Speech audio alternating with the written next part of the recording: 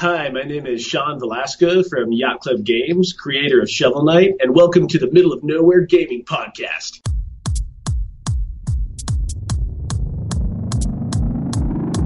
This is the Middle of Nowhere Gaming Podcast.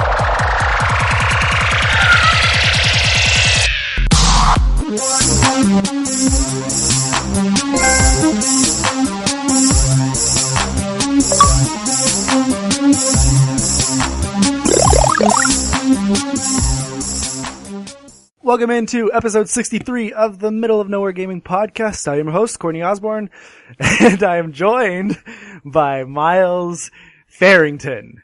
There we go. Yes! Hello. I got it right! Okay, so a little bit of behind the scenes. We just recorded episode 12 of QuickTime Event, the return of our short podcast, which was not so short today.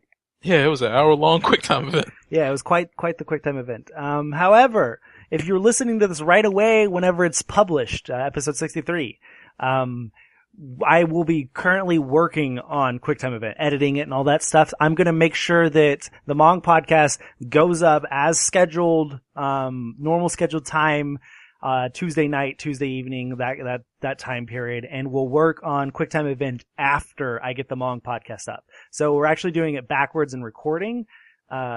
So be on the lookout for QuickTime event if you're listening to this. It's great this week. Yes, it was all about PlayStation Experience. It was all of the major announcements, and our reactions to it, and it was really fun. So listen to that and stuff. And before we move on, I wanted to, specifically, call out a few people in a good way.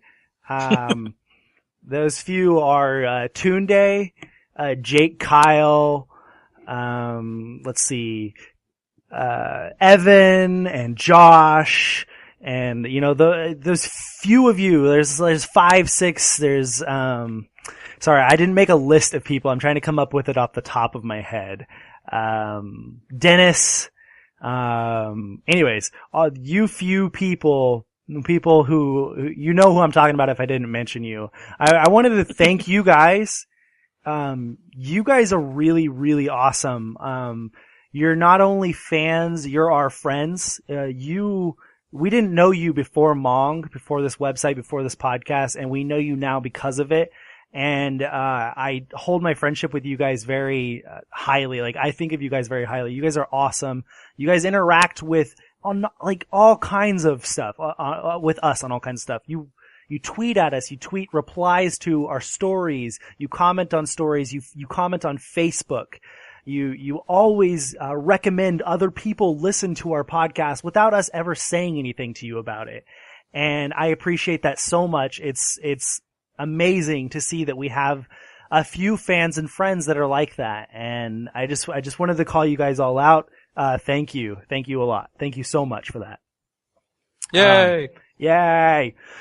And then now the normal stuff. Patreon. We have a Patreon. Everybody knows that. Do we? Yes. And last month, as we said last week, we ended up hitting, what was it, $59 in our first month. I wasn't here for it. Oh, you weren't here. Yeah, sorry. It happens. I'm gonna pull it up real quick. This isn't too much of a plug for Patreon. I mean, if you want to become a patron, then thank you. You'll go to patreon.com/middle of nowhere gaming. But anyways, What I was going to say is, the QuickTime Event podcast that we're going to be releasing right after this, that is all because of Patreon, because we hit the goal. And so I just wanted to let you guys know that since we did hit that goal and it is December now, we have recorded the first episode of the return and it will be back, and hopefully will be every week, at least one episode a week. And hopefully in about a week or two, we will record the first episode of Blow the Cartridge, our drinking game podcast, and it's going to be hella fun. Can't wait for that. So anyways, moving on. We do not have an iTunes shout out this week. There were no new reviews, and there are a bunch of older reviews, and I'd love to read off all the older ones, but as time permits, we'll get into some of those. But anyways, you can find us on iTunes by searching the iTunes store for Middle of Nowhere Gaming. If you want to leave us a review there, we thank you very much, and we will give you a shout out. Any new reviews that go up there, as long as they're not like, this podcast sucks, I hate these guys, that Courtney guy is a douche, that Lou guy is sexy, and Miles just hates everything. I think you're the only one that really got shafted in that. Wait, did I say that out? Did I just call Lou sexy? I mean, well... So is there anything going on, right now for you this week? Anything special? Anything big? Dark Below, and I need to go to sleep eventually. Yeah, you stayed up and played the, universally released new raid, right? No, I'm not. I've not raided. Oh god, I have not raided. Oh wait, so you didn't? What did you play this morning? No, I played through all the story missions and did the strike. Oh, the strike. Generally just getting my stuff ready, you know. I got a set of gear. How was all that? Was it fun? I'm really actually it's hard to really put my finger on it, but something about this DLC is just it's really a lot more enjoyable than the base game is. Really? I don't know if it's just because for one, I have not heard Dinklebot speak this whole time, and it's wonderful.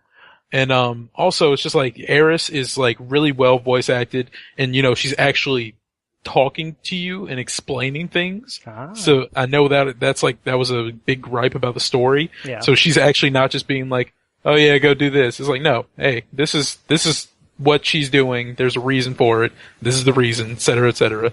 And like, you know, she talks to you a lot more than Dinklebot and the other guys did on your missions. There's like Dinklage in a box. Yeah, Dinklage in a box. There's like a more variety of the missions now, like randomly spawning and event type enemies now. Yeah, and I'm not just talking about like public events. Like there's like the Heart of Crota and the Eyes of Crota, et cetera, et cetera. So I mean, they look like normal enemies, but just like the missions are more interesting. Cool. Yeah, I can't wait to finally be able to play that. It looks awesome. And Omnigul's a jerk. Who's that?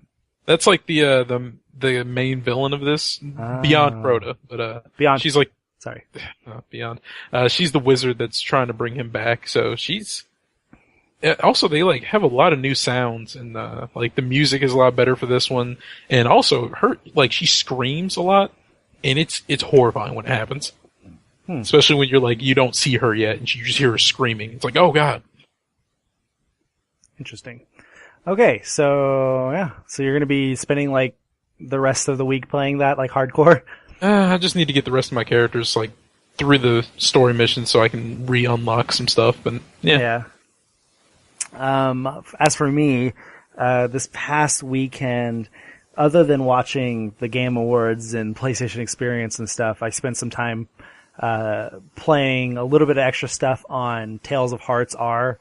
And I'm still going to jump back into that because you know JRPGs are so big. There's so much extra stuff to do that I'm going to continue playing that a little bit. And going to be trying to cap off my backlog before I move on to new games.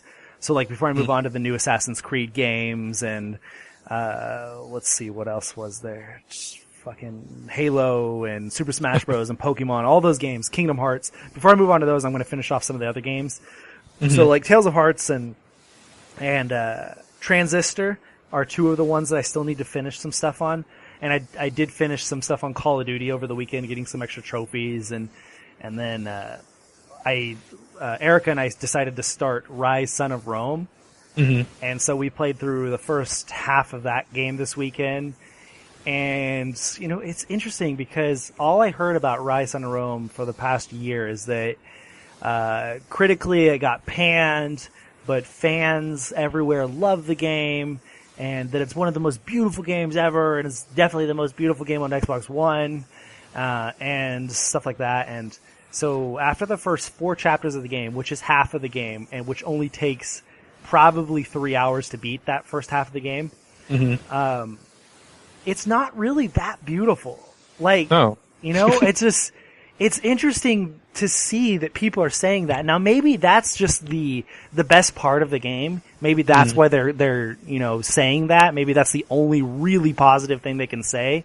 But it's honestly, it's not that great. There are so many other games and even multi-platform games that look way better than that. Like it just, up close, the graphics weren't that crisp for some reason. I don't know.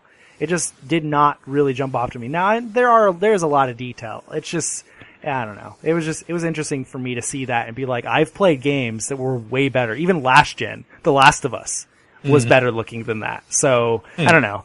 And then the repetitive combat, it's fun. It's really cool to see chopping off arms and heads and cutting throats and stuff. And, but the combat, it takes a little bit to get used to. Like, during the first mission, I played through and, it teaches you the combat and then you have to do something else. Like you have to defend this bridge area or whatever, and which is completely different than normal combat. And then that lasts about 10 minutes and then you get back into some more combat, and that 10-minute time span, I completely forgot how the combat worked. And I got my ass kicked and killed, and I had to restart that section, and because of restarting that section, the game glitched. And I could not advance any further because the enemies wouldn't pop up in the next room anymore, which meant that I couldn't climb up the stairs on the other end. And so I had to completely restart the first level. I was like, God damn it. That sucks. But the good news is it was really short, so it's not like it was hard. But yeah, that's what I've been up to. And I'm getting ready to start all my finals, my final papers. I have 2 final papers I have to write and 2 tests I have to take. The tests are both on Monday, and that's gonna suck.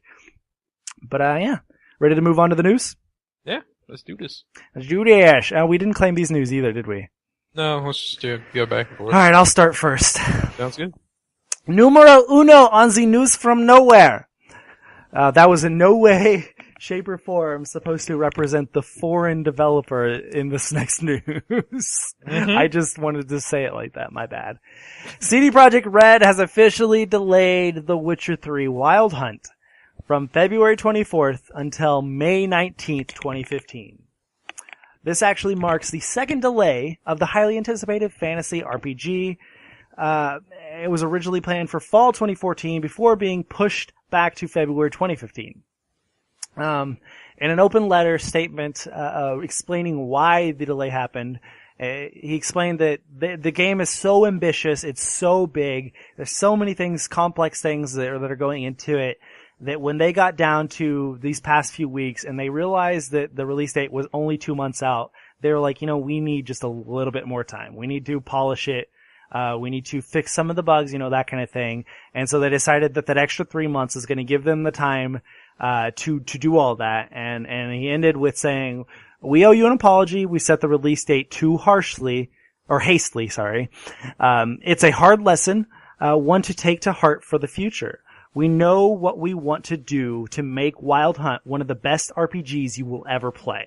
And we continue to work hard to achieve just that. So we apologize and we ask for your trust.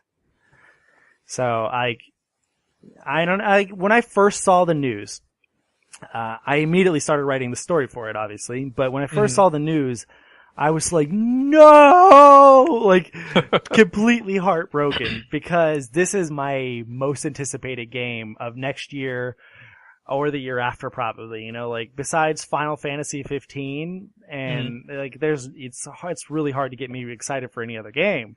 This is huge, way up there on the list for me. But as we always say, delays to polish games and make them better. I would much rather have a very polished game, something like Dragon Age, rather than something like Assassin's Creed Unity where it's almost unplayable at times whenever it was released. So, if that's what it takes, then delay the game all you need. Yeah. I mean, I don't have much to say. I've never really been a fan of Witcher, however gorgeous it is and however much I would like to get into it, but, Yeah. I mean, CD Projekt Red doesn't seem to make bad plays frequently. I've actually never heard of, I have personally never heard of them getting, panned for doing something. Yeah. So, I guess they seem to be, one of the really top tier good guy companies, so. When I was, in my opinion section of this story that I wrote, I mentioned that, CD Projekt Red has been, the rock star, of developers for the past year because every chance they get, they give the business side of the industry the the big FU, the middle finger. They're like, we don't fucking care. You know, Yeah. like, you steal our game, whatever. We're gonna give you free content, whatever. You know, we're not gonna DRM anything, you know, whatever. It doesn't fucking matter.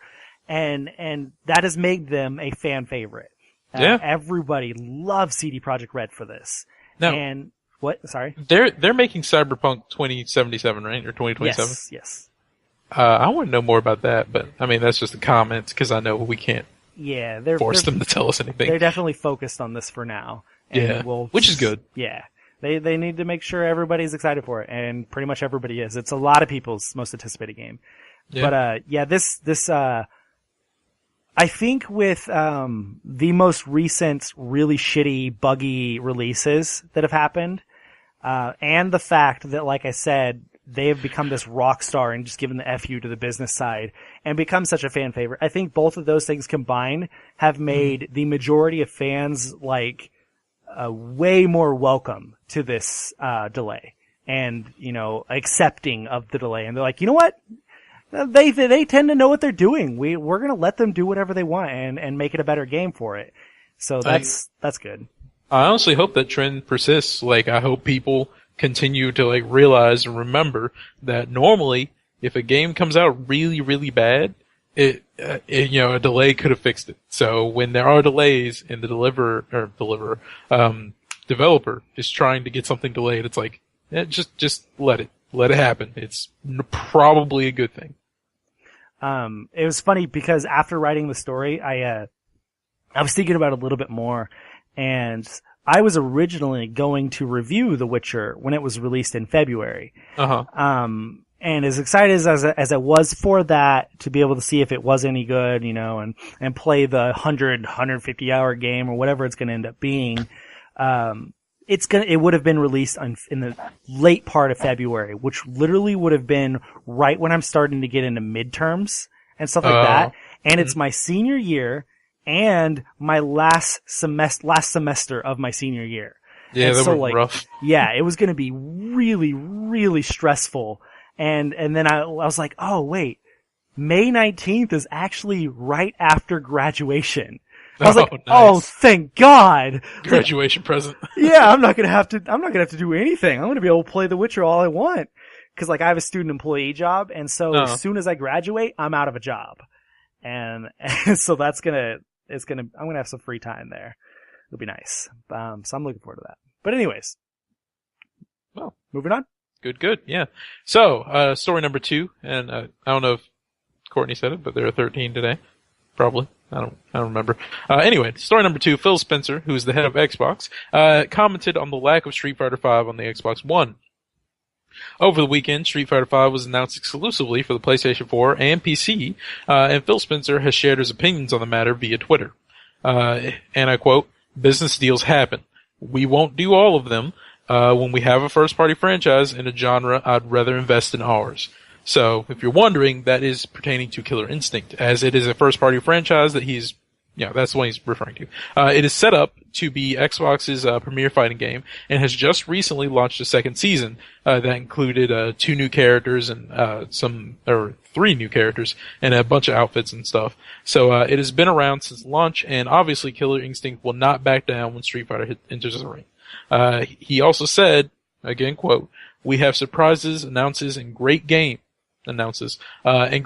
shipping in 2015. We'll deliver on all 3. So there you go. Yeah, it's both Sony and Xbox have been quick to respond to things lately. Yeah. After the absolute meltdown that Xbox had during the year prior to release of the Xbox One, they've gotten way better since Phil has taken over, and yeah, there was no way he was not going to respond, especially after Tomb Raider and that whole issue that happened.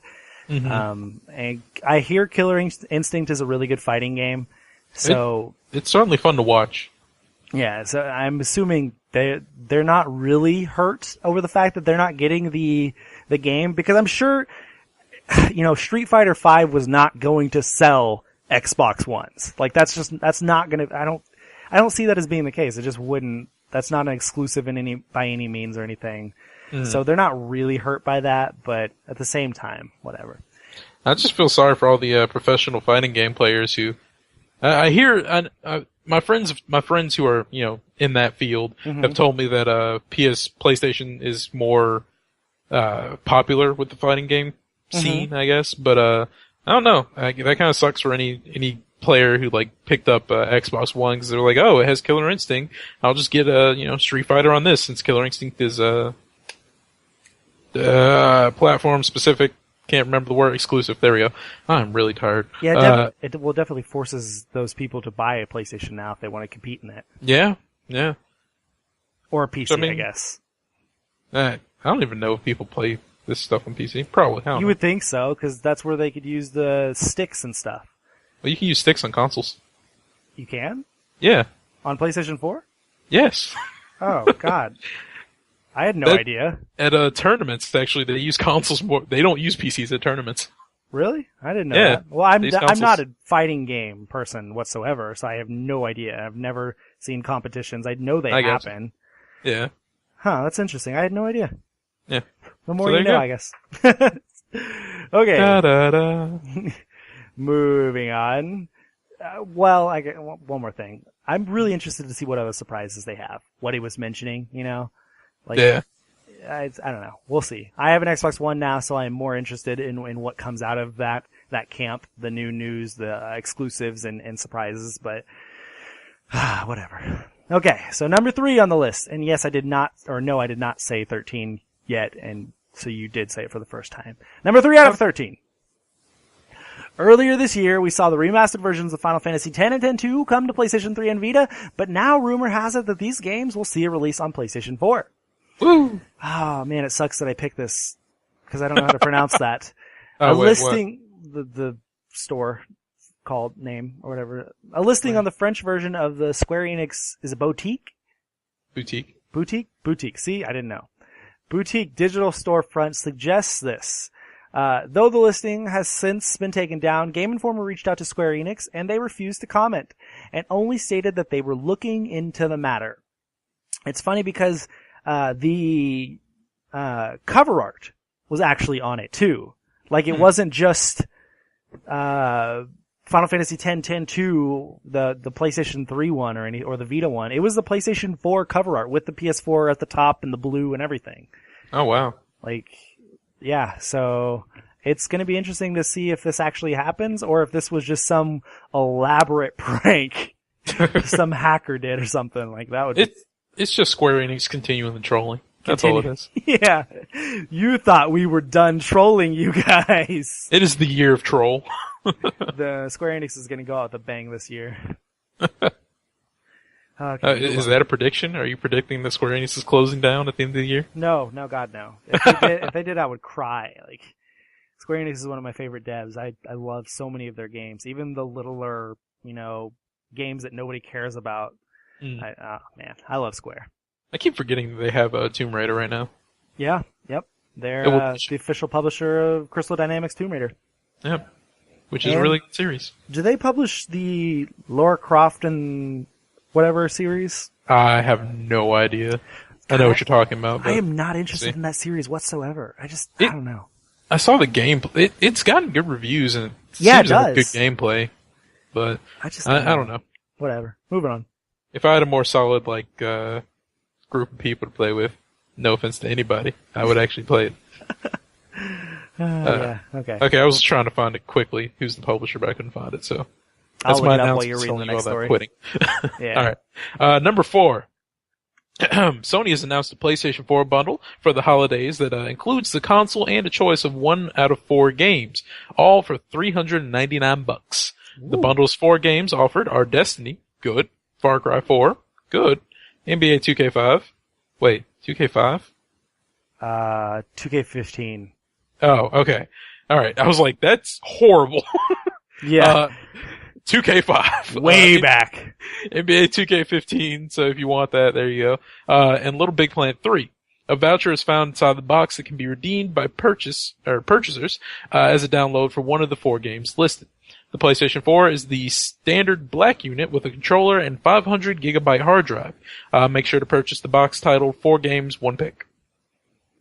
Those are really good options. I mean, I would only have to pick between two of them, but Yeah, well, I mean, they're new games. Yeah. So, and you're getting it for free with a brand new console. So it's not that bad of a deal. I mean, it's not dropping the price, $50 like Xbox has done, for the holiday season, but it's almost the same thing. Yeah, you're saving $60. So. Yeah, well, you're getting the game of your choice, a brand new game. Yeah. And depending on how far forward you were looking at the future, if you had pre-ordered Assassin's Creed Unity on PS4 and bought the season pass, you could have got another free game. Yeah. Yeah, I don't think anybody did that before getting it or whatever. But anyways, the publisher and all that for the Tomb Raider games that we were talking about. Mm-hmm. Apparently, it's developed by Crystal Dynamics, but also it was helped with by Nixus Software or whatever. And then published by Eidos Interactive, which distributed by Square Enix. So still all connected. I didn't know that. I thought it was separate dev and pub, but whatever. Guess not. Well, good to know. Yeah, we're just learning all over the place in this podcast. All right, you ready for this one? No. This one is quite the interesting thingamagoo. So, during the Game Awards, we got to see a new trailer for Metal Gear Solid Online, which, by the way, looked awesome and hilarious. What? I didn't watch it. You didn't watch it? Oh my god, you should go look at it. I tuned in late, like it was ending right when I turned it on. It was the graphics of Metal Gear Solid 5. But online, with friends competing to do stuff or working as a team to do stuff. And it was really funny. There was a few little, what is it, like puns almost in it? I don't even know. He took a selfie with the bad guy. Like, oh yeah, I remember that. Like, that was hilarious. But, anyways. So, that's not the news that we're going to get into here. Hideo Kojima, creator of the Metal Gear Solid series, may have revealed the release date of Metal Gear Solid 5: The Phantom Pain. We all know it's coming next year, but during the Game Awards in Las Vegas, Kojima wore a shirt that read... It read... Let me listen to it one more time. Yeah, I was going to say, you know how to pronounce it because you looked it up. We were talking about this before the podcast. Shiguandra Dinhete. Yeah, that's how to pronounce it. Anyways. Oh, Dinhete, excuse me. Dinhete. It's Swedish, so, yes. So he wore that shirt while he was announcing the multiplayer aspect of the Phantom Pain. It turns out that these words are Swedish for 22nd and 6th, causing speculation that the title will be released on June 22nd next year. Previously, Kojima had manufactured a fake Swedish development studio, Moby Dick Studios, in order to tease the Phantom Pain. Given Kojima's usual tactics, it appears speculation is warranted. Oh, Kojima, you slap. Kojima is, okay, so like, we were talking about Square Enix being a troll. Like, the stuff Kojima does is just, it's fantastic. Like, how he previews and gives hints and foreshadows announcements and leads people on wild goose chases. Like, the same thing happened with, what was it? PT. Mm. The same thing with the development studio and everything, and the fact that it's going to be, Silent Hill and, oh god, like, everything he does is so hilarious. I don't know. I think that it's likely that is what this is, that's the release date. How soon we're going to actually hear about it, if that is, and, who knows. It is only, 6.5 months away, 7 months away, actually. Something like that, yeah. So, you'd expect we'd hear soon. So that'll be interesting if that is the case, and if people did actually figure it out. He might be going meta. Well, I mean, even after we knew after we knew that he was the one working on PT, after we knew all the information and that he had created a fake studio for it, all that stuff, in an interview he said that he was, when people had figured out how to beat PT and were telling people online, he said in an interview that he was hoping that people were going to only get bit by bit by bit, and it was going to take us weeks to figure out, and that we were all going to be sharing as a community new things we figured out, new hints we figured out, stuff like that. And so that seems like something he would do, is wear a foreign shirt saying something like that just meant numbers that would reveal a date for something. Like, totally feels like that. Oh, never mind. What? When I said maybe he's being meta, I was going to make the joke that maybe that's actually the release date for Silent Hills, and then I looked it up and it's not. It's not. Well, no. Silent Hills is what, 2016 or 17? Yeah. Like, it's a ways out. Yeah, it is. Unfortunately. I wanted him to be playing like the long con. Now, are you a Metal Gear Solid fan?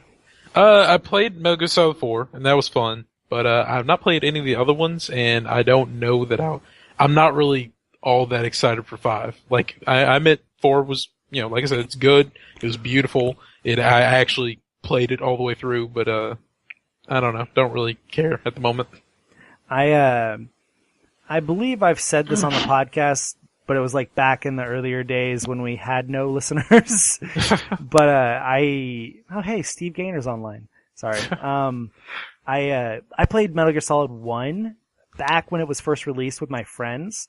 Uh-huh. And I was so young at the time, so I didn't understand the gameplay. I didn't understand what was going on, No one understands what's going on, man. Like, the biggest thing I remembered was the whole switching the controller port.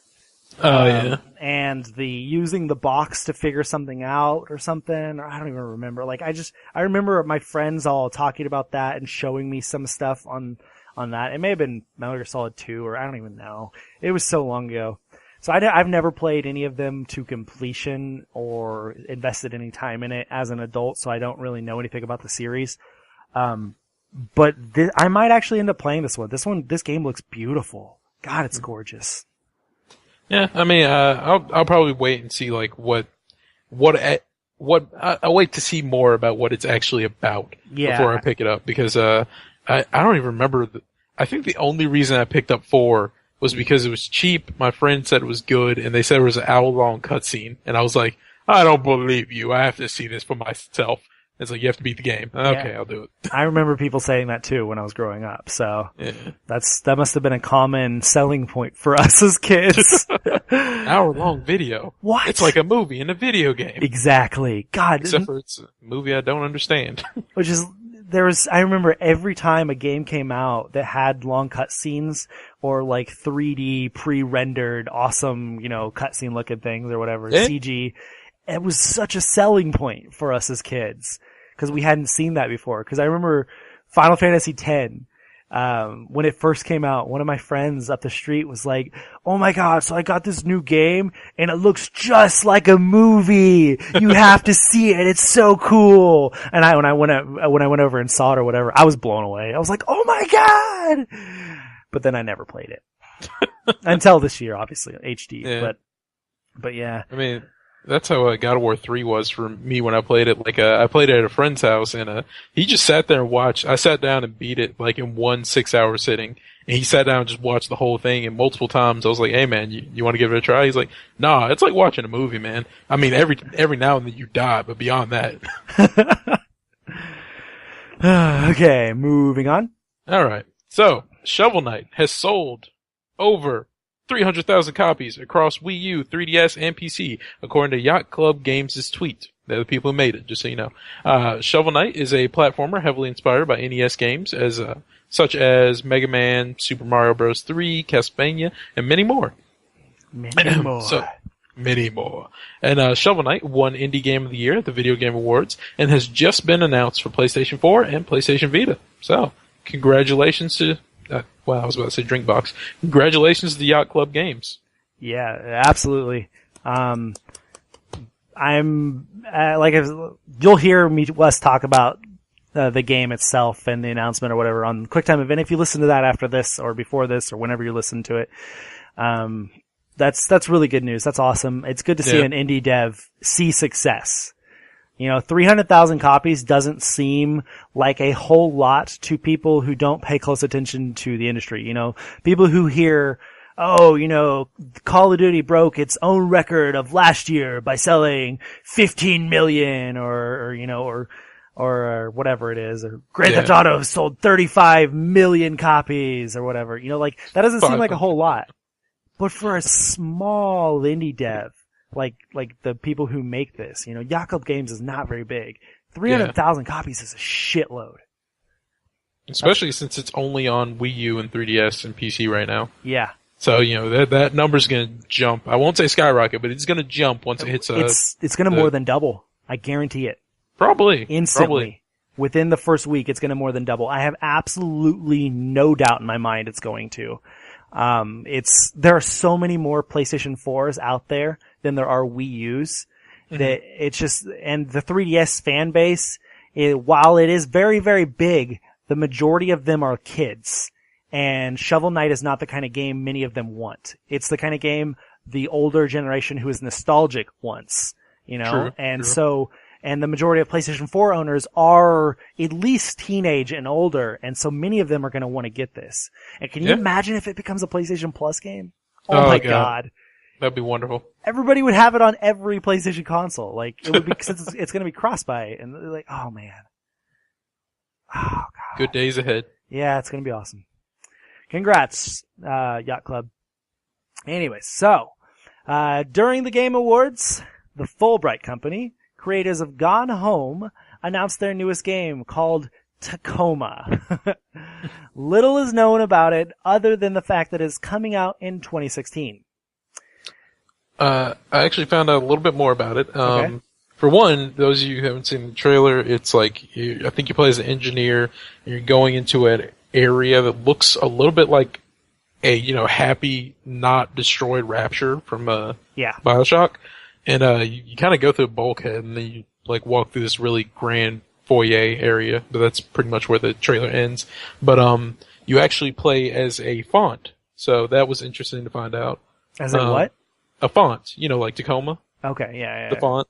Yeah. I'm not being serious, actually. I was the first part is completely serious. I was like, that doesn't sound right at all, but I plan to continue that, but I'm tired, so I couldn't think up things fast enough. I was gonna say, your main enemy is that. Oh my God. Okay, so anyways, Fulbright Company is, led by Steve Gaynor. Everyone remembers Steve probably from last year whenever Gone Home came out.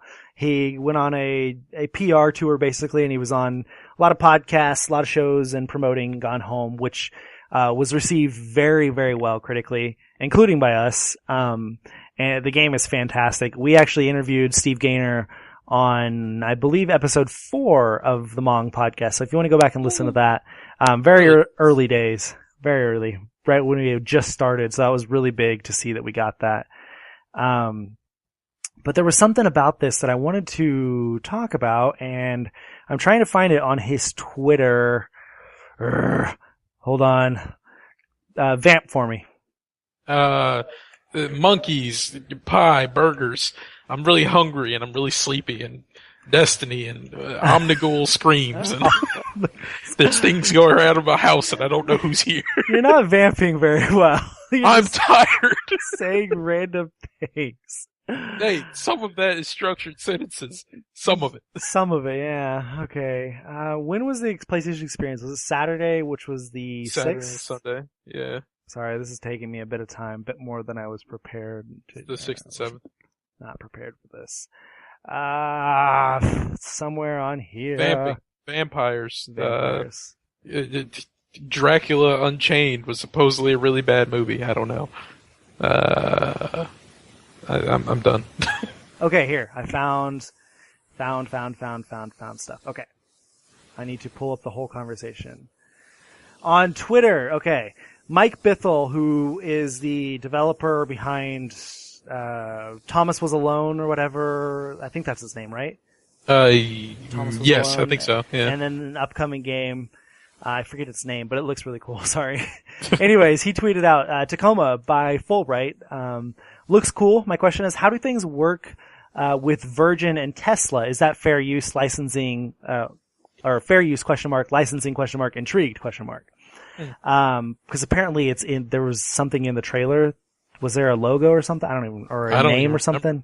Anyways, Steve Gaynor actually replied to that. And, he replied to both Mike and somebody else, David, who commented, said, yeah, I thought that was really weird. Guessing it's a joke or a placeholder, right?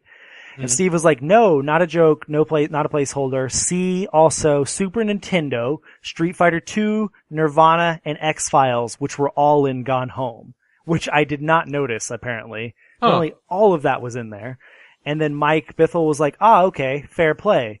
And Steve was like, yeah, you can mention whatever you want, positively or negatively as well. We stop short of reproducing logos.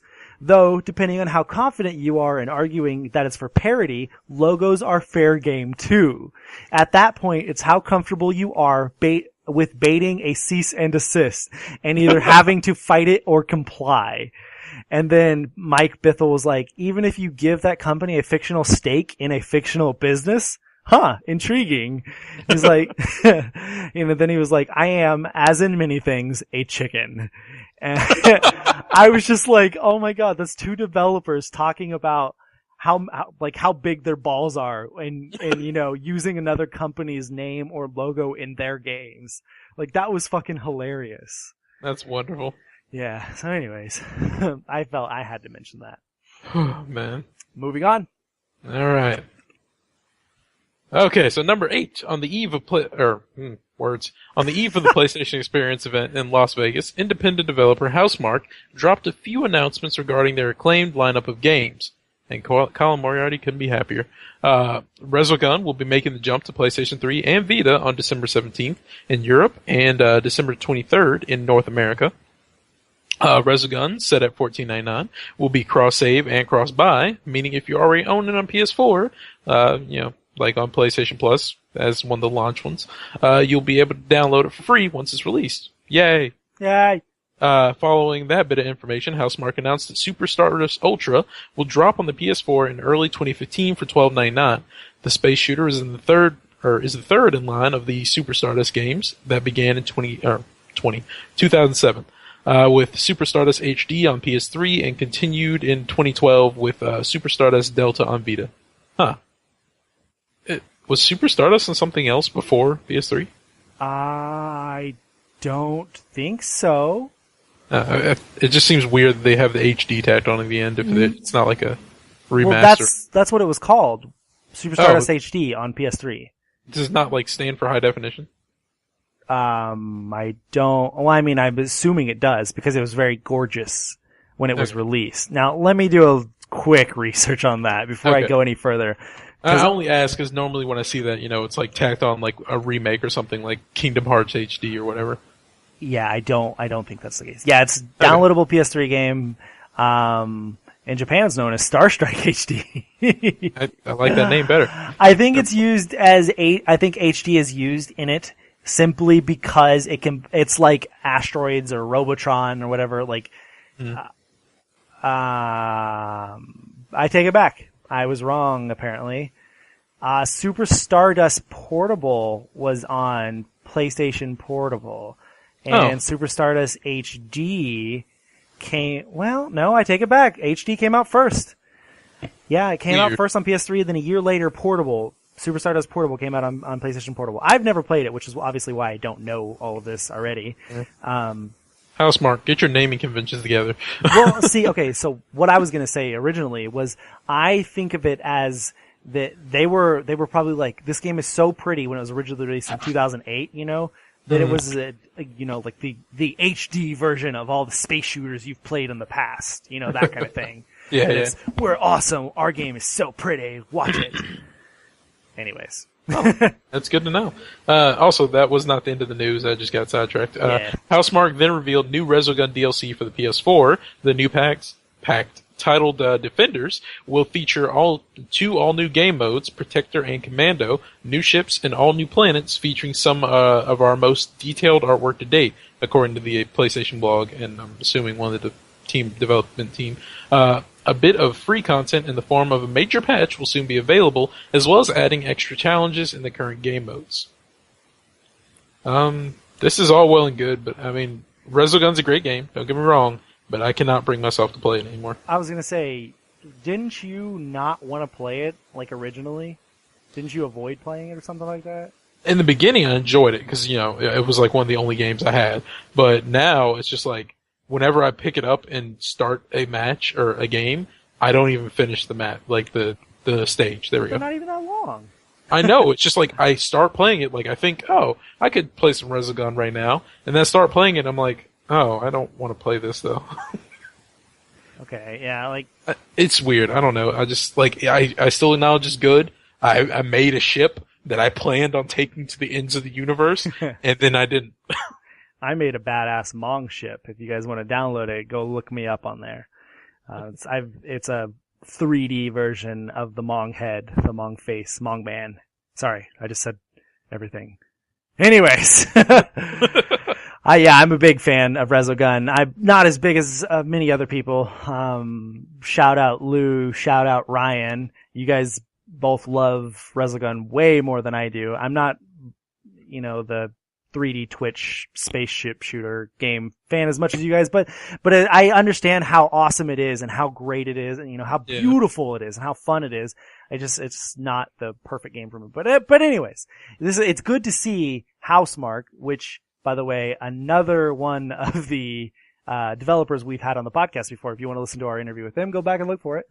It's good to see them still supporting Resogun and then also working on new stuff going forward and porting another one of their popular games like Stardust over. I look forward to downloading and playing that whenever it comes out.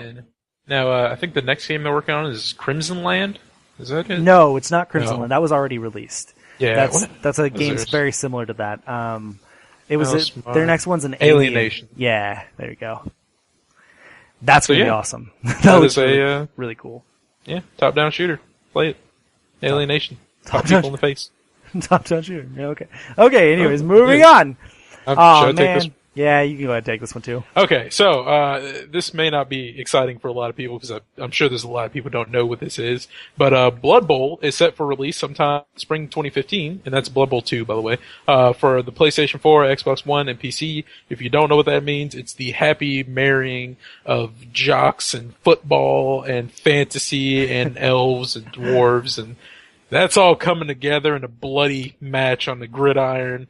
And it's actually about football, but you're playing as dwarves and elves and orcs and Skaven, and those are rat people, by the way, and all of that. So it's like a strategy game, and it's actually really fun, because there's a lot of things that you can't do in normal football that you can do in this game.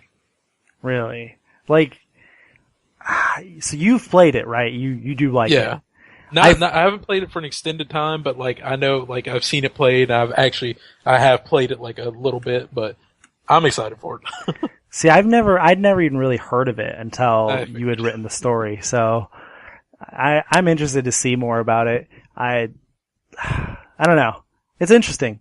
Very interesting. See, I'm the jock. So I'm coming from the jock point of view. I've played sports, been an athlete my entire life, and been was really good at football when I played and love football. It's my favorite sport. So that'll be interesting to take that approach. Yeah. So yeah, I hope it comes out to success because, like I said, I enjoyed it and it's a really interesting concept if you ask me. Now this next news I'm excited about.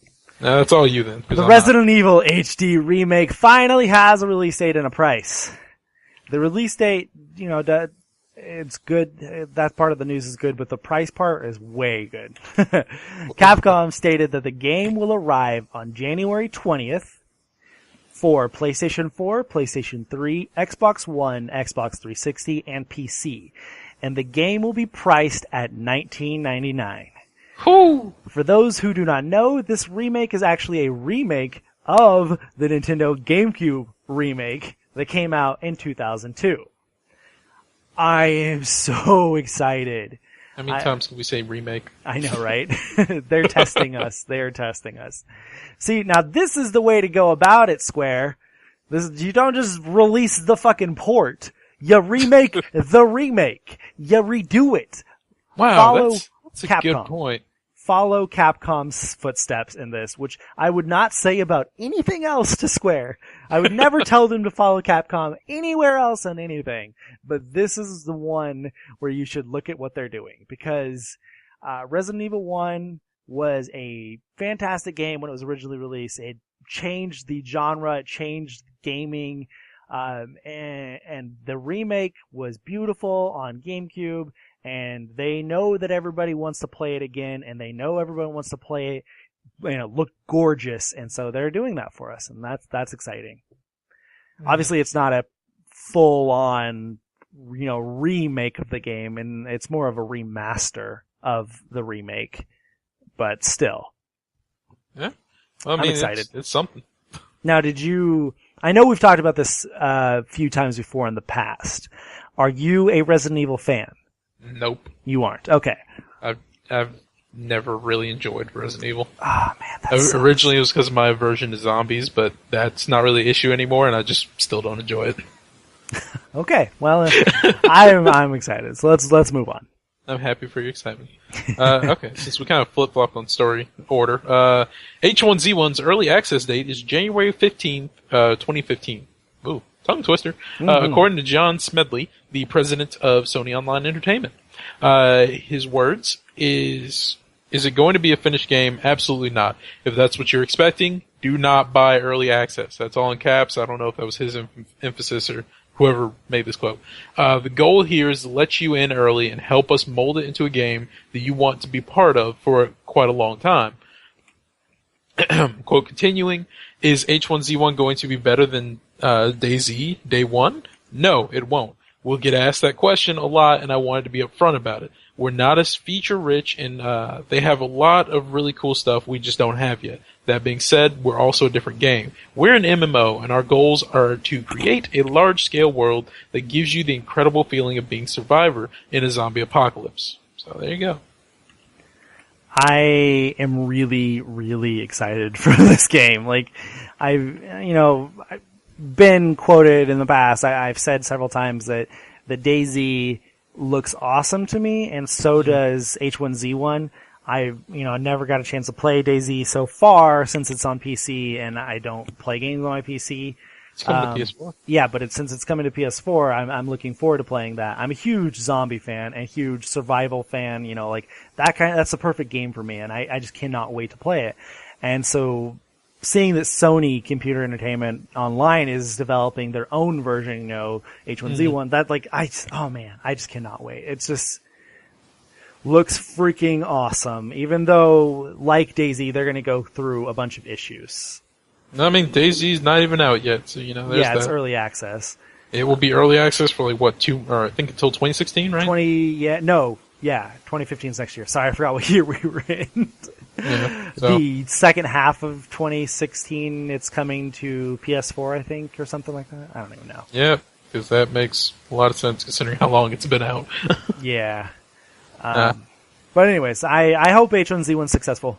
I hope that they establish a place for early access kind of thing. They established for MMOs, for zombie games like this coming to PS4 and PC. Well, it's not going to be PS4, the early access, right? H1Z1, it's only PC. I don't remember. They didn't say it in the story we just read. I think it's PS4 exclusive. Well, no, I don't think it's PC. It's PS4 and yeah. Early access is only coming to PC, I think. Oh, my bad. They'll have two SKUs. Basic early access will be $19.99, which will let you into the game and have a great time. More expensive one will be announced shortly. The difference between the two is likely the access to some of the different game mode servers. Blah, blah, blah. Doesn't say anything about PC. Oh. Interesting. But, okay. But while we're on the topic of zombie MMOs and DayZ and H1Z1, have you seen the fan-made live-action DayZ film thing? No, but I imagine it's hilarious. Oh my god. I'll send it to you real quick so you can watch it after the podcast. Sorry for everybody in the middle of this. If you want to see it, go Google it. It is, oh god, it's so funny. Even though I have not played DayZ, I have seen enough of the gameplay to know about some of the glitches that are in it. Uh-huh. And this little fan-made video, it hits all of those glitches like absolutely perfect. I think it was Kotaku who wrote the story on it this morning that I saw. And it shows all the glitches in this live action trailer. It's so funny. So funny. Anyways, moving on. Number 12, Dragon Age Inquisition Patch 2 will come out on PC, PS3, PS4, and 360 on December 9th, which is today, Tuesday, and on Xbox One, in quotes, as soon as possible. Patch 2 will focus on stability, along with numerous improvements and fixes across the board.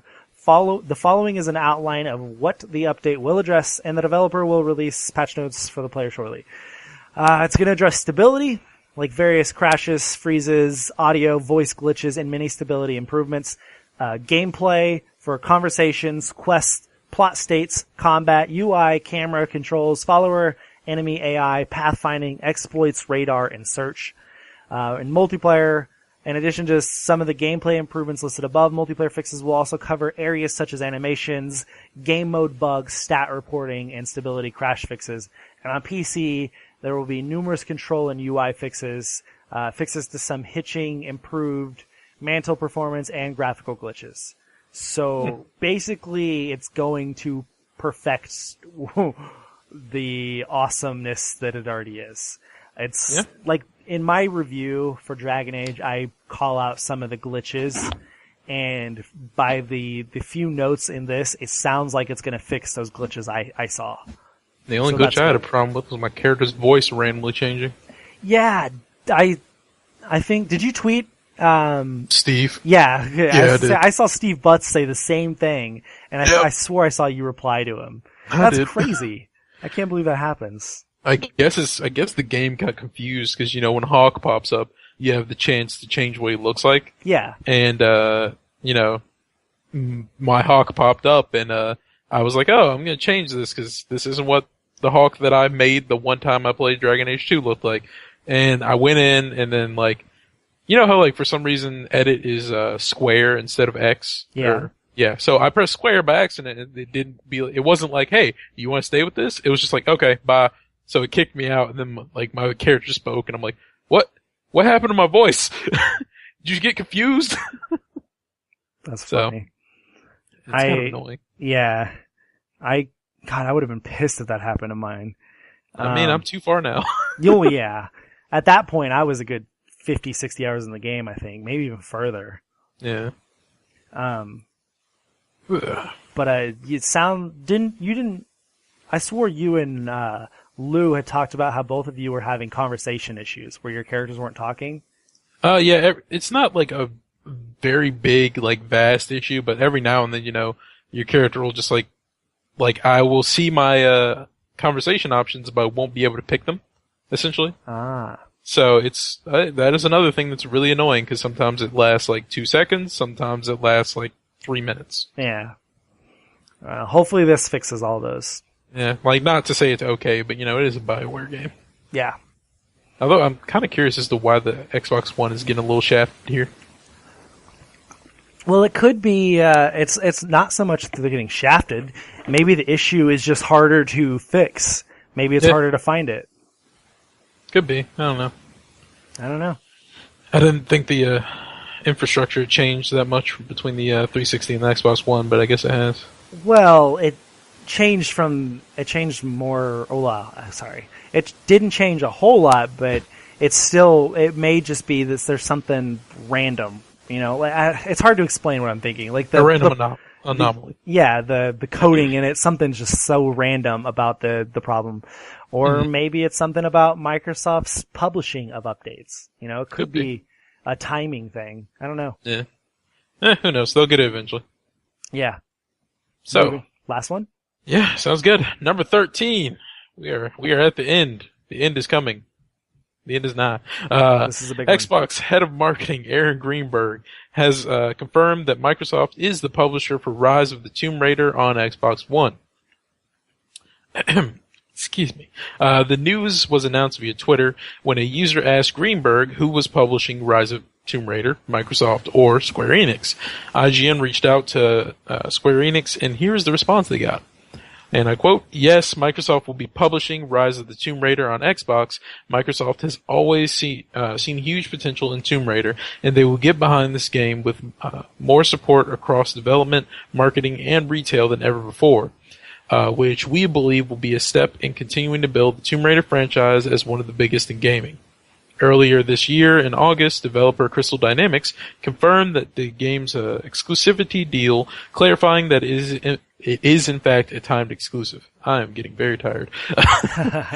Yes, our deal with Microsoft, this is a quote, "Yes, our deal with Microsoft has a duration. We aren't discussing details of the deal, and we are focusing on delivering a great game on Xbox and Xbox One and Xbox 360, Crystal Dynamics wrote in a Tumblr post. God, they use Tumblr? Yeah, a lot of devs do that. It's strange, though. I didn't know that. That's weird. Continuing to quote, "We did not make this decision lightly. Our goal is to build the best game that we possibly can, and our relationship with Microsoft will help us realize our vision for the game. We certainly didn't intend to cause any confusion with the announcement. The Microsoft Gamescom stage was a great place to make the initial announcement, but not necessarily to go into details. Did not intend to cause confusion. You did not even tell Shuhei Yoshida." Okay, so to recap everything you just said, it is in fact being published by Microsoft, according to Square Enix. But earlier in the year, Crystal Dynamics said the deal with Microsoft has a duration. Okay, there is another update to that, not on IGN, but from Game Informer. Game Informer reached out to both Square Enix and Microsoft. Microsoft responded with, to further clarify Aaron Greenberg's tweet yesterday. Yes, Microsoft will be publishing Rise of the Tomb Raider on Xbox. Similar to how we worked with Capcom on Dead Rising 3 or Harmonix on Dance Central. We're very excited to partner with the amazing team at Crystal Dynamics to bring Rise of the Tomb Raider in Holiday 2015 exclusively to Xbox. Both our team and our Xbox community are huge fans of the franchise, and we can't wait to share more on the game in the future. And it's, as everybody knows, Dead Rising 3 later came to PC. It's not appeared on PlayStation 4 yet. Who knows if that'll happen. Dance Central requires Kinect, and it appears on Xbox 360 and Xbox One. So, yes, it's being published by Microsoft. Yes. It is still timed. The news today changes nothing, or news yesterday. I think it broke yesterday, or over the weekend. I don't even remember. Anyways, what I'm getting at is this changes absolutely nothing. The game is still coming out. It's still coming out exclusively to Xbox Holiday 2015 and is a timed deal. That has not changed. Games in the past that were similar to that, Mass Effect. Mass Effect was published by Microsoft and was, quote, never going to come to PlayStation. And it did. So it's just, you can't argue this. It's gonna happen. There's no way. I just don't see it. It's unlike this weekend where PlayStation clearly stated, they made it very, very obvious. They put everybody's, fears to rest or hopes to rest or whatever, and they said that Street Fighter V is going to be exclusive forever on PlayStation 4. That's not what Microsoft is saying. They have not said that whatsoever about Rise of the Tomb Raider. So, yes, we all are a little bit worried about it. We all want to play it on PlayStation 4. Those of us who only have a PlayStation 4, even though I'm not included in that anymore, you really shouldn't be too worried. It's very likely going to be coming over. I don't see it not. There's no way. Honestly, I think this is a rising trend that people just need to get over and get used to. Yeah. Timed exclusives are becoming more and more frequent. The Call of Duty stuff, the Destiny stuff. I mean, I saw a lot of people, complaining over, the strike in Destiny and the gun. It's oh my God. Every console has deals. You all get Call of Duty, we get Destiny. Deal with it. Yeah. And not so much even, to further, nail in your point there. It's not even a new thing for, timed exclusives are becoming more common and they're a new thing, but exclusives in general have always been a thing.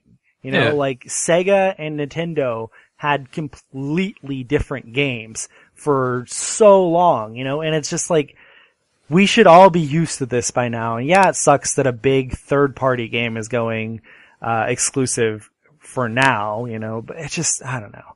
We all need to just kind of lighten up. And if you want to play a game then get the console.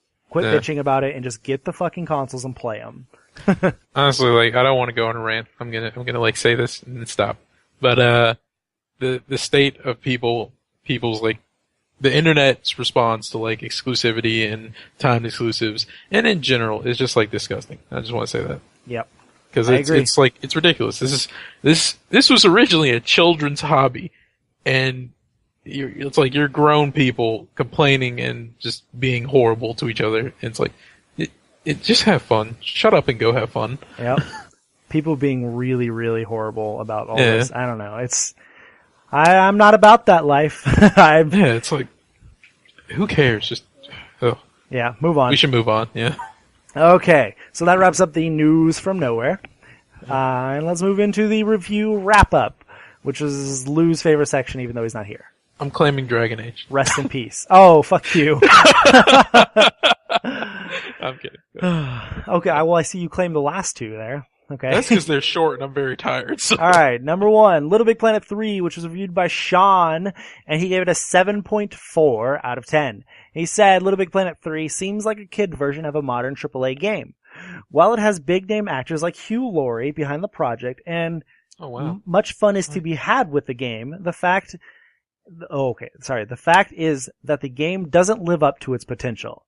It has underused gimmicks in the new characters, cutscenes that mix up the tone, graphical hiccups that occasionally rear their heads, and the gameplay is largely the same from previous iterations.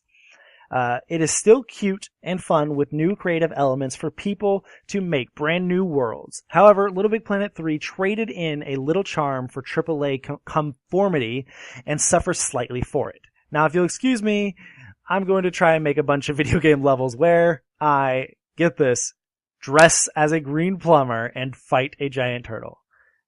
That's a Mario joke. No, that's a Luigi joke. Well, Mario game. I know.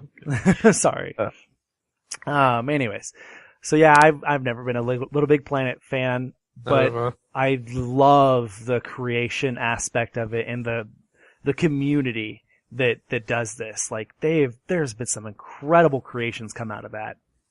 True. And remakes, remake of what was it, the entire game of Final Fantasy VII?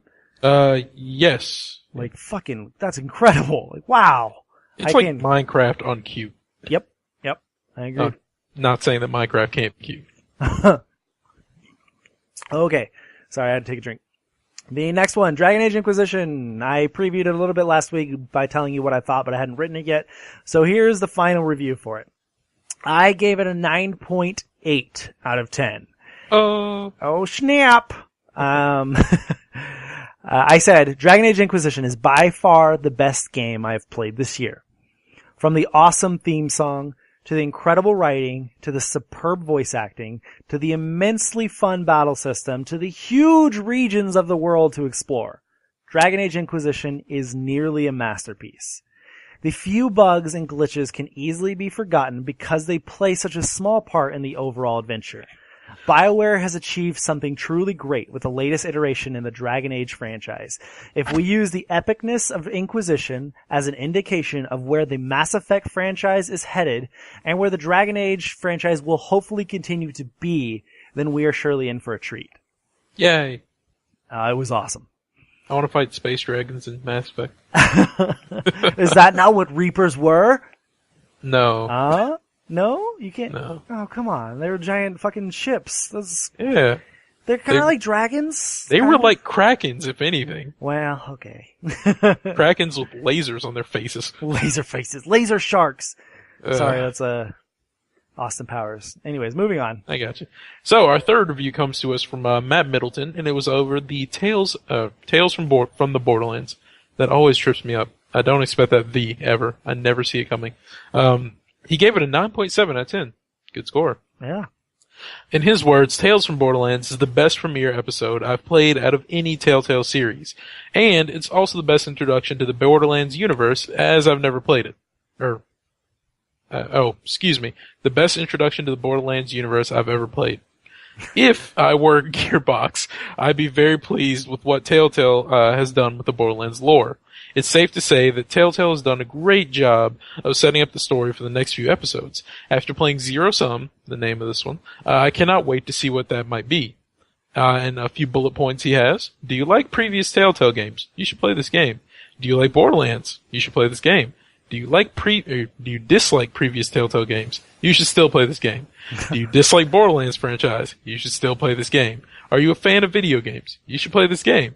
And the last final bulletin point, the most resounding and really deep one that really touches your heart. Play this game. So, okay. I was really, really, really wanting to get into this. Mm-hmm. And it's hard for me to say this, but for some reason even though it's got great reviews and everybody loves it and, you know, all that stuff, I, for some reason, have lost interest in this one. I don't know why. Now, you know, it could have something to do, with, my money issues, you know, like how I don't have enough money to buy a lot of games right now or anything like that. It could have something to do with that, but when I was looking at it, I was like, I could get Game of Thrones, which is a show I freaking love, or I could get, Tales from the Borderlands, which is about a series that I am kind of so-so about, you know, and then like, even though it's funny and everything, I don't know. I talked myself out of it and I ended up just getting, sorry, I just totally freaking blanked. Game of Thrones. Anyways. Gotcha. And maybe I'll get Tales from the Borderlands episode 1 in a month or so whenever I have money again. But like right now, I'm just like, damn, I don't know. I'm not interested in it for some reason. Yeah. I'm kind of the same way where like, I see all these scores that, you know, Tales from the Borderlands, Game of Thrones, and, Wolf Among Us get, and I'm excluding Walking Dead simply because I don't have interest in that. But I see all the high scores that get all the praise and such, and every time I see them, I'm like, I would really like to play that. But for some reason, it's never on the top of my list. Yeah. So I highly doubt I will ever play them. So yeah, that's a sad fact. Mm-hmm. Moving on. So, our last review was of Pokemon Omega Ruby and Alpha Sapphire, and that was done by Harry Loizad. Yeah, let's go with that. I've never said his name out loud, so I always say Harry. Lonzitz, I don't know. Harry, when you're listening to this, hit us up in the chat and let us know. And if you don't hit us up in the chat, we'll know you didn't listen and you're fired. Yeah, well... I wouldn't go that far. Yeah, well. Why do you always try to fire our writers on here? It's only the ones I don't like. Well, I'm sorry, Aaron, and I'm sorry, Harry. I'm kidding, guys. You're okay. So you're okay. He gave it a 9 out of 10. So let's see why. I really applaud Nintendo and Pokemon Company in keeping true to the 2 original games, while also infusing new and wonderful elements to the storyline, gameplay, and mechanics. Though some moments of the dialogue become very flat, there might be, he quotes, too much water. They are dwarfed by the sheer depth of the games. If you're a fan of the Pokemon series, chances are you're already getting this game. If you're straddling the fence as to whether or not you should get it, here's my opinion. Get off the fence and buy the game. Your free time will thank you, or lack thereof. Didn't we read this last week? I don't know, did we? I'm pretty sure. I think we did, because I remember the too much water joke and I laughed about it, and then I also remember the straddling the fence, and I was like, wait, what? And you were like, yeah, that's actually that's a saying. Oh. Well, there you go, Harry. You got 2 spotlights. Yeah. This time we didn't pronounce your last name right. Okay, so let's move into the listener questions. Sorry about that, guys. Question number 1, or which one do you want? You want Tunde's or Jake's? I don't really care. Okay. They're both I'll take Tunde's. Tunde asks, if you want to send us a question, you could send us a question at contact.mong@gmail.com. I repeat, contact.mong@gmail.com. Or Send us questions. Send us questions for the podcast. Or you could ask it on Facebook or Twitter or anywhere like that. We check them all real quick. But anyways, his Tunde's question asks, what was your favorite announcement from PlayStation Experience and the Game Awards? There were too many, I'll be honest. Like, there were too many really good announcements, and I guess even if you're not including demos, there were too many. Yeah. Okay, so are you saying that for both the Game Awards and PSX, or just PSX? Honestly, I don't even remember the announcements for Game Awards. There weren't a whole lot. It was like Tacoma Didn't and God, I don't even remember. There was not a lot of them. What, there was Tacoma, Adrift. Yeah. And okay, so I'll answer them separately. Game Awards, I don't even remember the announcements for Game Awards, so that could probably answer that question. Yeah. As for PSX, there were too many, and that's a good way to. I'm saying that in a good way. There were too many for me to like pick one. Yeah. That was better because like God of War, the next God of War getting announced.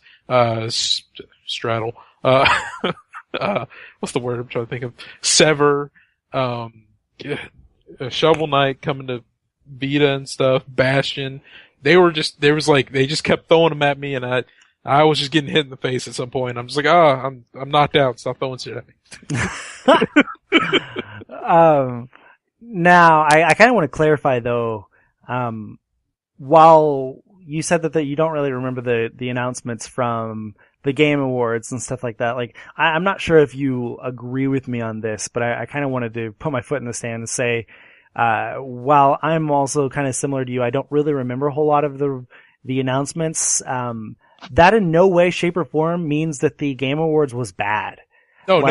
Like, that 3-hour award show was, like, infinity times better than VGX last year. Oh, like, definitely. It blew last year's show out of the water. I am so glad that Jeff Keighley was able to get away from Spike TV and get away from VGX and create this new show, because this show was awesome. It was really, really good when compared to the previous one. And I hope that he takes this year's show and learns from it and just keeps making it into a better show and just gets better and better every year, because it was really fun to watch this year. Definitely. Now, as for me, my favorite announcement, from the Game Awards was Tacoma, because I do like Gone Home so much and Steve Gaynor and what they do at Fulbright. So that was awesome to see that they have a new game coming, even though we really know nothing about it. Now, from PlayStation Experience, let me see. I'm going through the announcements, all of the stuff that we read for QuickTime event, which you will hear if you want to after this, whenever they it's definitely published. want to. Yeah, hopefully. You want to listen to that. My favorite announcements. God, there were so many. Yeah, there were too many. Now, okay, it's Too really, many cooks. it's hard for me to say one, because after I say one, another one will be like, oh, but that was awesome too, but I'm probably gonna have to go with, Drawn to Death from David Jaffe. Like, Oh, don't you mean Final Fantasy VII?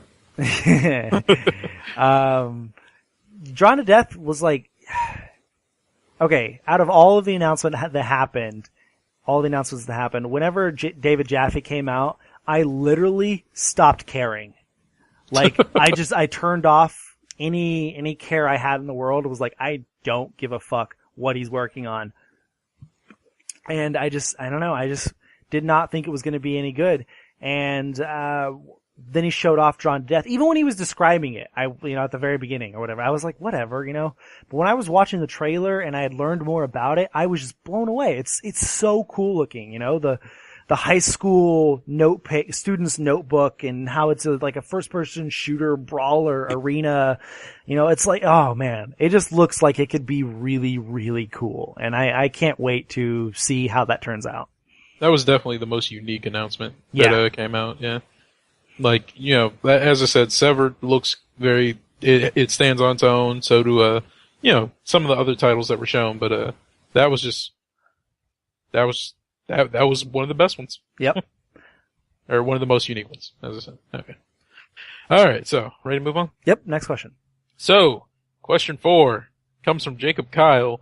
And Jacob Kyle, instead of Mong, you said Ming.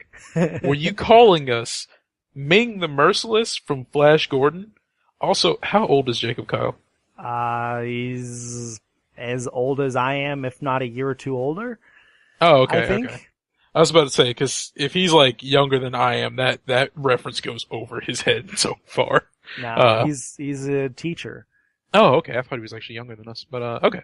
I think if I'm wrong, I'm sorry. I swore you said you were a teacher. But anyways. Oh, well, he's complimenting you if he's wrong. Yeah, Jacob Kyle, were you calling us Ming the Merciless? If so, I am flattered. Not really. I don't know anything about that character. I might be offended. Okay. We're talking about Flash Gordon, by the way. Anyway, his question was, while I was catching up on everything I missed from PlayStation Experience, I saw a video for Final Fantasy VII. My heart literally skipped a beat, and I was finally getting the remake I've been longing for. And then I watched the video and saw it looked like PlayStation 1 Classic coming.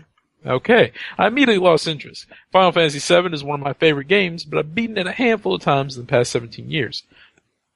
Wait, has it only been out for 17 years? Oh, yeah, I guess that makes sense. It's been out since, what, 97 or 96? I don't remember. I was trying to see if the 17 years was like a gauge of his age or not. Oh, okay. No, but it's not. On the PlayStation 1, PS2, PS3, PSP, and Vita, I'm ready to experience it in a new way, such as an HD remastering or a complete remake. Mm-hmm. Everyone else is with you, Jake. Do you think that this is Square Enix going for quick cash grab, or do you think they'll make a few changes such as upscaling graphics, 60 FPS, add trophy support, and make it available in 16:9, or is it just the same old PS1 classic? Signed, lovingly, Jacob Kyle. Well, he actually signed it as Jake Kyle. Jacob Kyle, lovingly. Okay, I'm sorry. Okay, so is it a quick cash grab, or do you think they'll make a few changes, upscaling graphics, blah, blah, blah? Okay, what's your answer?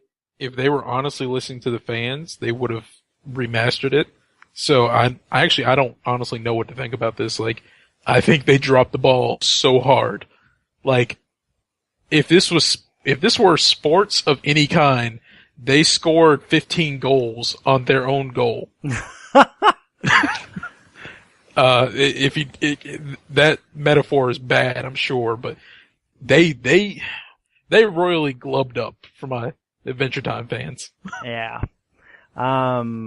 Okay, so we know that this is not going to be, like absolutely gorgeous remake or anything like that. They did say it's going to be upscaled graphics from the PC port. But if that was what we saw, then it doesn't look good. Yeah, it's not going to be great. And there's no way in hell it's going to be 60 frames per second because you don't need it to be. Why? I don't understand why you would. It's RPG, so.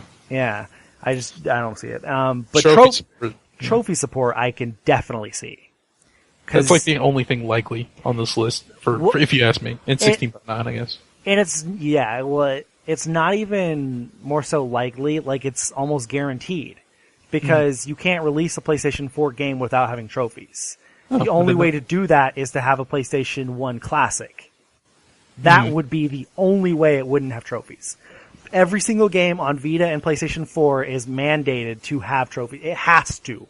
There's no, you can't release it without it. So, yes, it's gonna have trophies if it comes out as a PS4 game. But if it was a PS1 Classic, it won't. Which, like I said on QuickTime Events, which you will hear if you listen to it, the trophy support will actually end up making me buy it. Like I already have it on as PS1 Classic on PS3, and I started playing it, and I just couldn't finish it because graphically, it's just not my game. But if it has trophy support, that'll be one more reason for me to finally play through it because as much as I would love to play old games, it's not only the graphics that turns me off, it's the fact that I have no proof that I played it. Yeah.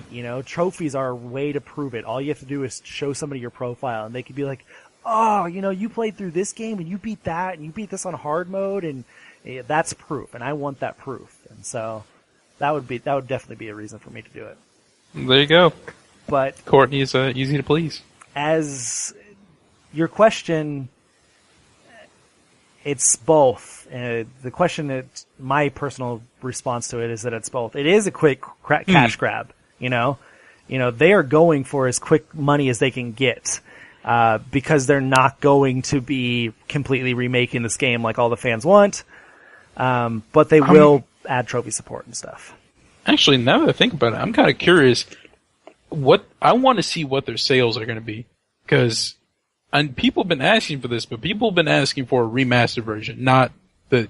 Let's be honest, it was crap, not the crap they pulled. Yeah. So I want to know actually how many people are actually going to buy it, because it's like if it's just the PC port, then it's like that is just like you can play that on, as Jake said, there are like 50 different consoles you can play that on already. Why waste the money and give them money over something that, because they have to know that this isn't what people wanted.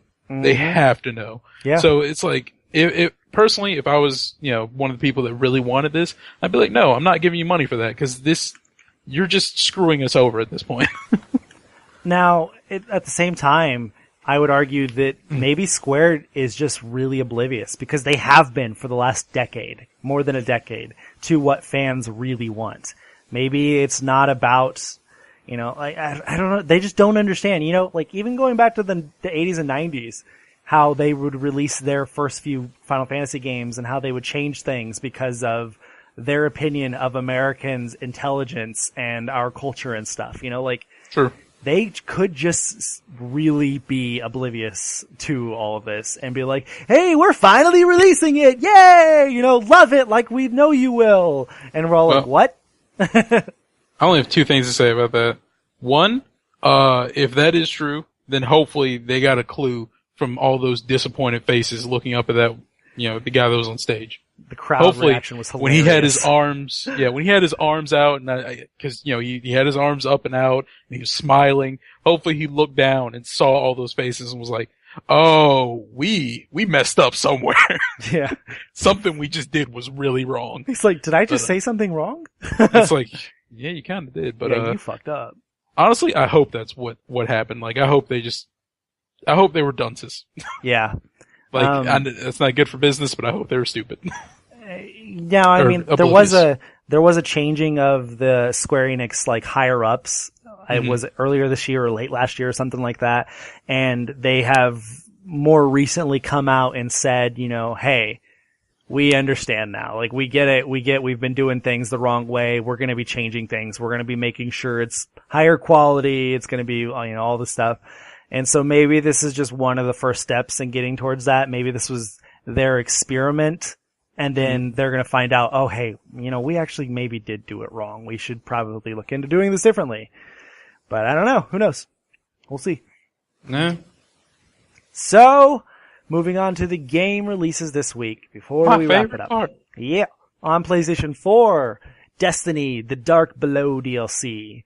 And then, is this Gianna or Gianna? I think it's probably just Gianna. Say both. Gianna Sisters, Twisted Dreams, Director's Cut. And then Lara Croft and the Temple of Osiris. And then Rock Bosher's DX, Director's Cut. Wait, well, there's two Director's Cuts? Anyways. And that's cross-buy with the Vita. And then Tennis in the Face. And all those games come out today. On PlayStation 3, Destiny, the Dark Below DLC. Game of Thrones, Episode 1, Iron from Ice. Juju. Scourge, Outbreak. And Suikoden 2, which is the PlayStation 1 classic. And then all those games also come out today. PlayStation Vita has Boss! Exclamation mark. Fly Hunter Origins, Rock Bosher's DX Director's Cut, and Suikoden 2, all on Tuesday. I'm gonna pick that up today. once I get my Vita. And then on Xbox, we've got Destiny Dark Below DLC, Lara Croft, and the Temple of Osiris, both on Tuesday, both today. And on Xbox One, Destiny the Dark Below, and Juju. Okay. So I'm gonna take over for our Nintendo Ninja since he's actually doing very important school things. Stuff. Yeah. We believe in you, Lou. You can do it. For Wii U, you got plenty of fishies.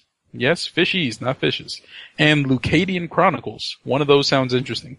3DS, you're looking at Phoenix Wright, Ace Attorney Trilogy. Oh, didn't even know that was a thing. Zeo Drifter, I Love My Little Boy, and I Love My Little Girl.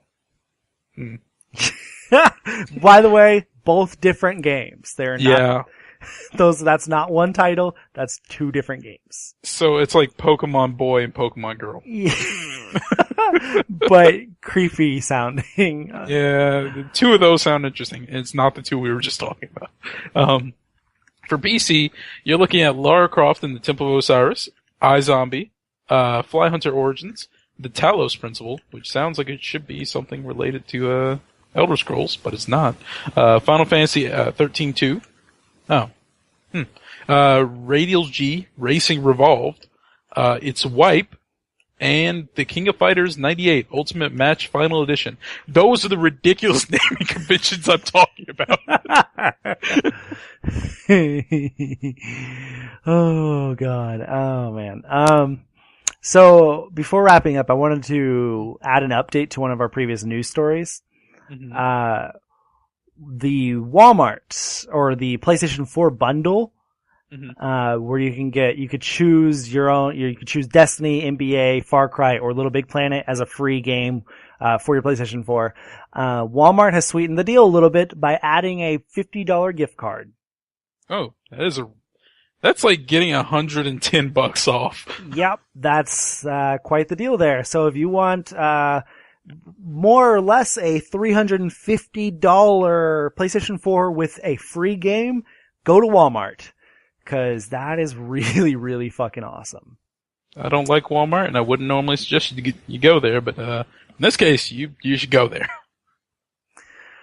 Okay, so that wraps up our, what is it, hour and a half? Yeah, hour and a half episode of the MONG Podcast, episode 63. Yay. Which is going to be followed up by episode 12 of the QuickTime Event Podcast. So look out for that. Yay. Awesomeness. Our schedule is we normally record on Tuesdays and release on Tuesday nights unless something busy comes up, or something comes up then we're all too busy. Like we mentioned last week that finals are going to start getting in the way of things for the next week and a half, as you've already noticed with Lou not being here today. Oh my God, I came up with a picture. What? I came up with an idea for the picture. It should just be a picture of Lou. Oh, you can email us at contact.mong@gmail.com. Any questions or comments you have about anything, or if you want to send us a question that we could read off on the podcast and answer, you could find us on Twitter at mong.com, all spelled out, mong.ancom. You can find us on YouTube at youtube.com/Mong Network, and on Facebook, Tumblr, and Instagram by just searching for Middle of Nowhere Gaming. Check out our website, middleofnowheregaming.com, for all the latest editorials, news, reviews, and all the good stuffs. Oh, and you can find us personally on Twitter. You can find me at Osborne_2009. 2009. I just slurred that. And you can find Miles at Furious Milk. Yes. Good day, sirs. Good day. Mong? Keep it milky, folks. I'm gonna go get some pizza.